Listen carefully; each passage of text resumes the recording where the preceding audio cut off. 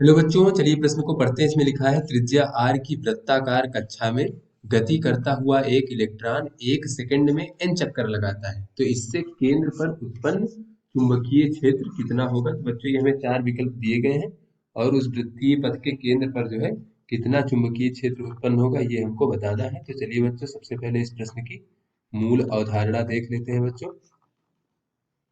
बच्चों कोई भी आवेश अगर वृत्तीय पथ पर इस प्रकार से गति कर रहा है बच्चों, और उस वृत्तीय पथ की त्रिज्या को अगर हम इस प्रकार से r मान लें, तो बच्चों हमें पता है कि अगर आवेश गति करेगा तो आवेश उस पथ पे जो प्रवाहित होगा बच्चों, तो आवेश के प्रवाह से वहां पे धारा बहेगी। तो आवेश की प्रवाह की दर को हम लोग धारा भी कहते हैं। तो मान लीजिए बच्चों यहाँ पे I धारा प्रवाहित हो रही है, तो इसके केंद्र पर जो है कितना चुंबकीय क्षेत्र उत्पन्न होगा वो देख लेते हैं बच्चों। तो केंद्र पर उत्पन्न चुंबकीय क्षेत्र होता है हमारा म्यू नॉट I भागे 2 गुणे त्रिज्या। तो चलिए बच्चों, अब अपने प्रश्न को हम हल करते हैं। तो बच्चों यहाँ पे मान लीजिए कोई इलेक्ट्रॉन है जो इस प्रकार से r त्रिज्या के वृत्तीय पथ पर जो है गति कर रहा है। ये इलेक्ट्रॉन इस प्रकार से बच्चों गति कर रहा है। तो बच्चों हमें पता है कि इलेक्ट्रॉन की गति के विपरीत दिशा में धारा बहती है। तो बच्चों इस पथ में धारा जो है, इलेक्ट्रॉन इस दिशा में गति कर रहा है तो धारा जो है कुछ इस दिशा में बहेगी। तो मान लीजिए बच्चों ये I धारा बह रही है, तो हमें केंद्र पर चुंबकीय क्षेत्र की तीव्रता ज्ञात करनी है। तो बच्चों ये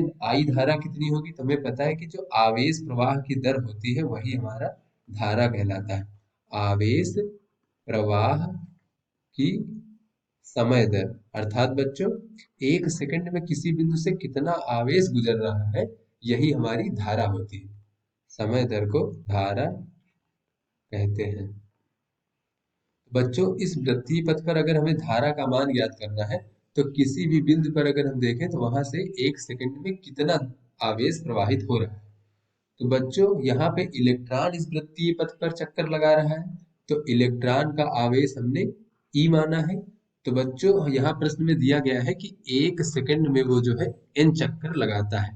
तो बच्चों किसी भी बिंदु से 1 सेकंड में एन बार इलेक्ट्रॉन वहां से गुजरेगा। तो यहाँ पे बच्चों अगर इलेक्ट्रॉन का आवेश ई है तो एन बार गुजरेगा, यानी 1 सेकंड में किसी बिंदु से एन ई आवेश गुजरेगा।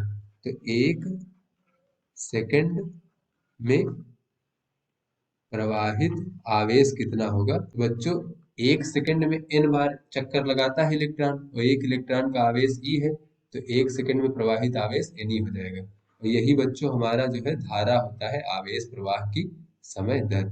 तो बच्चों अब चलिए केंद्र पर चुंबकीय क्षेत्र की अगर तीव्रता बी देखें तो ये हो जाएगा म्यू जीरो। उसके बाद बच्चों आई का मान हो जाएगा एन ई, और बच्चों भागे 2 गुणे त्रिज्या। तो वृत्तीय पथ की त्रिज्या बच्चों आर है, तो 2 गुणे आर हो जाएगा। तो चलिए बच्चों अपने सही विकल्प को देखते हैं। तो म्यू जीरो एन ई भागे 2 आर, ये जो बच्चों डी विकल्प है यही हमारा सही विकल्प होगा। तो आशा करते हैं ये आपको समझ में आ गया होगा। धन्यवाद।